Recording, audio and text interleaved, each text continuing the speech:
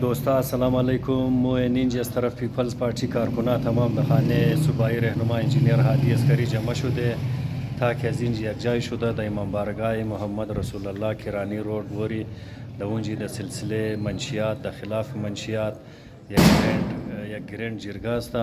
این که از مو بیठक پور از کارکنان است که از مو ایچه انجینیر هادی عسکری موجوده که از نام گپ شپ مونی.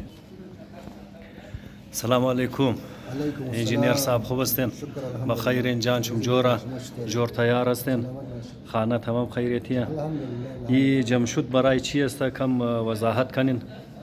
شنگیری برار اول سلام به خدمت تمام دوستا فالوور شم که پیج شما فالو مونه ویدیو های شما رسیل مونه به خدمت تمام از سلام می‌داریم. تمام جور است، خوش است.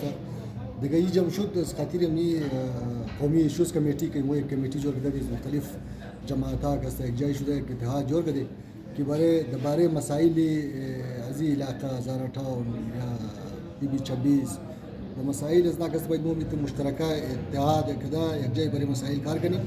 دیگه امروز اوله اسټیپ مو گرفته که د امام بارگاه محمد رسول الله کا یک کانفرنس منعقد کده اونجا می دوستا که می‌خواهید به خلاف از منشیات برای روکتام از برای همو دوستا برادرها بچهای از قوم که در بین از مرض رفته مبتلا شده برای علاج از اونها که اونها چطور علاج کنی یک کانفرنس منعقد شده. دیگه تمام جماعت‌ها که اون شرکت مونه موم گسته کارکنان پاکستان پیپلز پارتی و دارا که تعلقش از هزارتاون است 26 است اینا تمام جمع شده.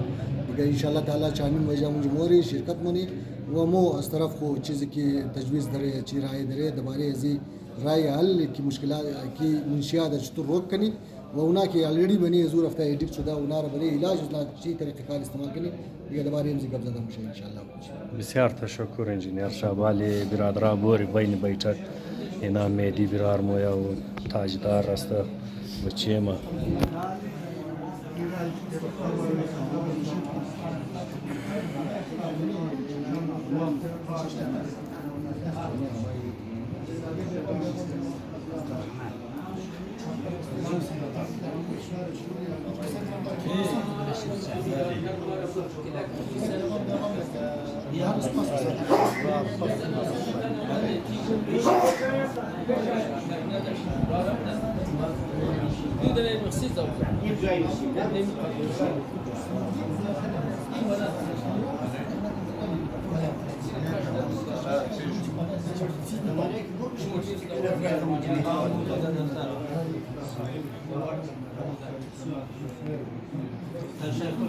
دوستا اینا کارکنای پاکستان پیپلز پارتی است.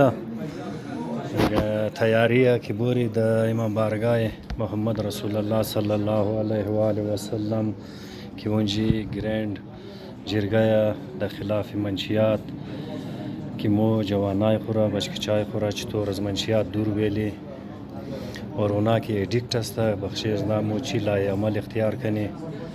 دعا کنین دوستا، دعای شمار محتاج چیسته که خدا قومی ایشوز را تمام کارکنایش را کامیابی عطا کنه. تشکر از توف کردن شما. ویدیوی مر لایک کن، سابسکرایب کن، بیل آیکن شم دین تا که نو ویدیو در شما بیرسه. تشکر دوستا.